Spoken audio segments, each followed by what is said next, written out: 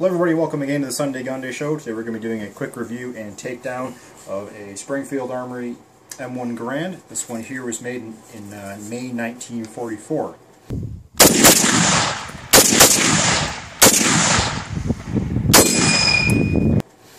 Okay, so basically a little history behind the Garands. They first came about in 1936, and back in World War II era there was three major manufacturers of the M1 Garand, being Springfield Armory, Winchester, and Harrington and Richardson, or H&R. Later on in the Korean War, a contract was awarded to International Harvester, the tractor gun as they call it. Later the design was sold to Danish groups and Italian groups like Beretta and Beretta.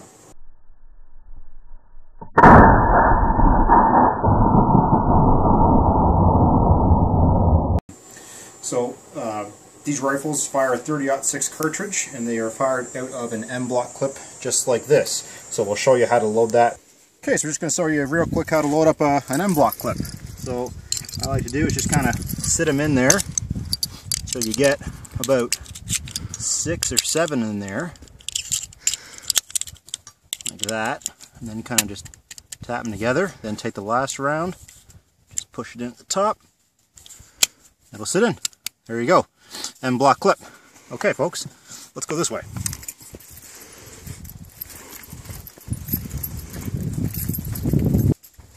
Okay, so now we'll show you the correct way to load an M-block clip in the M1 without getting Garand thumb or anything else stuck in there that you don't want. So, you take your clip just like, and it doesn't really matter which way it goes, it sits right in there, but always keep your hand against the op rod. So take your M-block clip, sit it in like that, make sure your hand, make sure your hand's against that, push it in, you'll hear a click, and then pop it home, and you're ready to rock. Safety is on. Alright, let's see if we can take out these 8 targets here.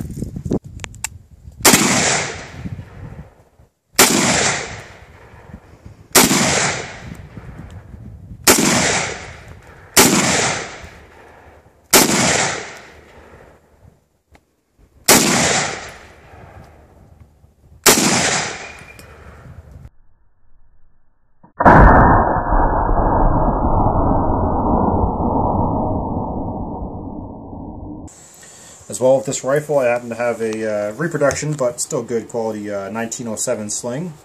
Here we have the M5 bayonet in the sheath, just comes out like that, and we have a bandolier. The bandolier here held 6 M-block clips in it, and that's something you could just strap over you, but they also had ammo belts too.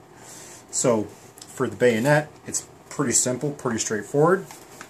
You have a little button right here, you have a little slot right there, so that slot slides over the bayonet lug, just push it in like this, and it locks in place, and then you're ready to fight. And then take it off, just the exact same thing, unclip, out she comes, just like that.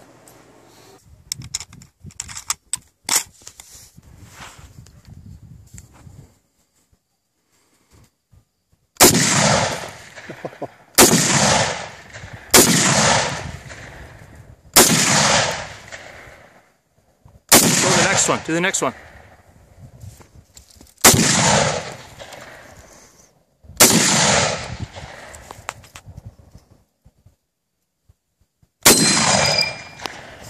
Okay, so you really don't need too many tools when you want to take this down. Basically, what I like to use is a screwdriver just to get the, the butt plate open, as well as to take off the trigger group. But you also have a tool inside the butt plate. So for that, I just pop that open, and then inside you'll have your M10 tool, plus a little cleaning kit like that. It also comes with a little pot of grease, but my grease pot broke inside the gun, unfortunately. But that's okay, that's easy to replace. So this here is your M10 tool, which you can pretty much take down the rest of the gun just with this. So the first step into taking the rifle down is just to make sure it's cleared and safe. So we got nothing in there, obviously. You're going to want your bolt forward, just like that. So flip it over, take your screwdriver, place it through here. I just like using the screwdriver, it's better for leverage to pull up. So you're just going to be pulling up and out like this. Just like that. Okay.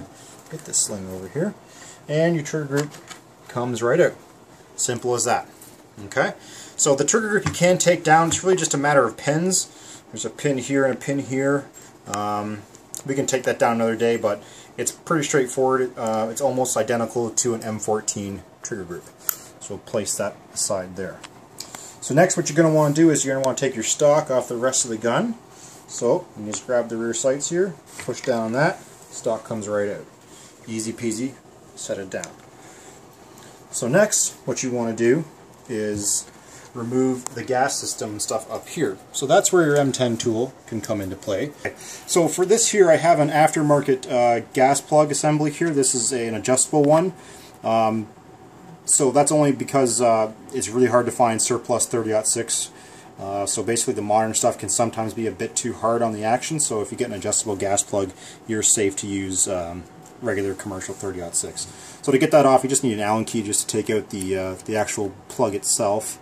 So just get that in there, loosen that off, the plug will come out, almost, and there it goes out like that. Next you get your M10 tool, take your little end here, stick it in there and just turn, and that will come off just like that. And there your gas plug is out. Next you just take off the gas locking ring right here, just unscrews like that, nice and easy. Set that down. Now you can take your gas tube off, slides right off. Then you can take your forward handguard off, comes off just like that. Set that down. Alright, so next what you're going to want to do is take off your op rod. Now some people look at that and they say, wow, the op rod's bent. Yes, it is bent, but it's actually supposed to be like that. It's not like an M14 op rod. What you're going to want to do is you're going to want to pull back on this spring here. This will release out of that. And there's your guide rod and spring out like that. Lay it down, there you go. Now you can take off your op rod. So there is a disconnect notch right there. So you pull this back, pull up, just like that. It's real easy. Take that out. Now you can take your bolt out, slide it out. This one's a bit greasy. And that's a basic field strip. Really, you don't need to take any more than that down, especially to clean it. Really, you don't. All you gotta do is just pull the bolt back and you can clean the barrel, no problem. But that's really as basic as it gets. You can get a lot more in depth if you want. You can take out the follower springs in here and everything like that that push the clip up and such, and you can take the bolt apart. If you don't have a bolt disassembly tool and you want to take your bolt apart, they really do help if you can get one. They're pretty cheap. And that's that.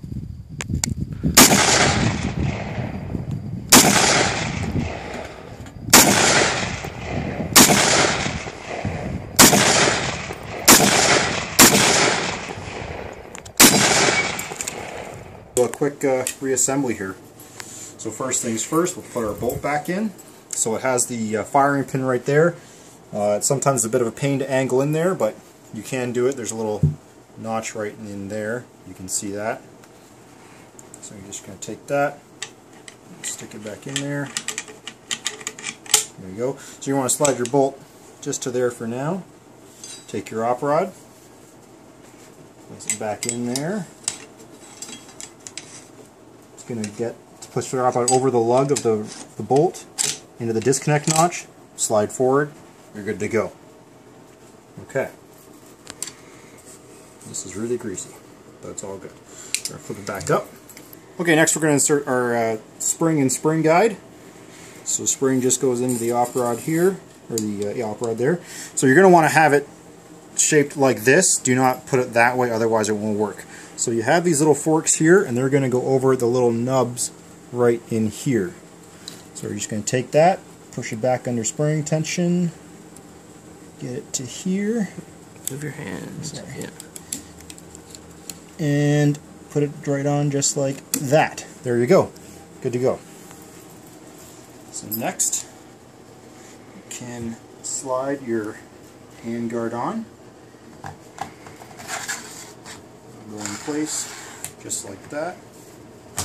I've got 2 shims on there right now, and those are optional, just to help the gas system be a little tighter. Then you can slide on your gas system, on just like that.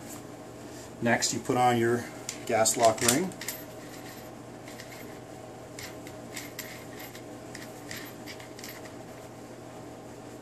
Like so. And you put in your gas plug.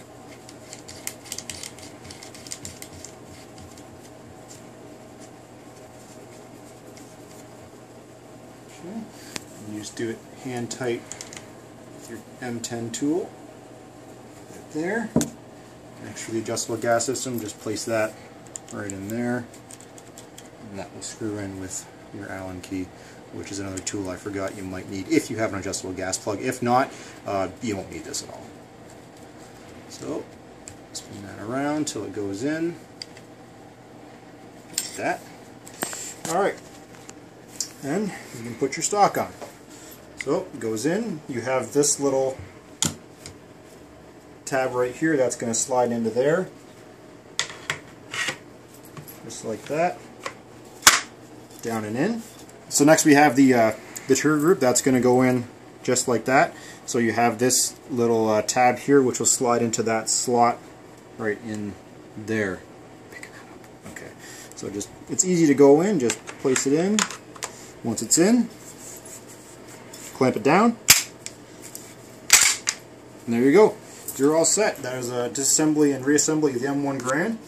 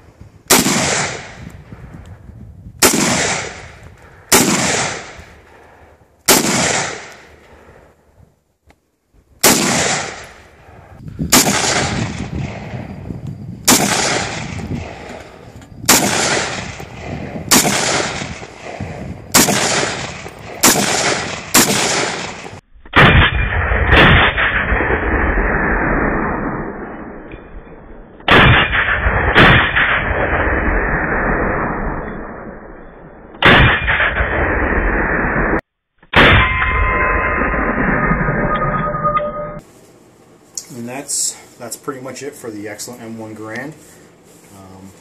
Thanks for watching.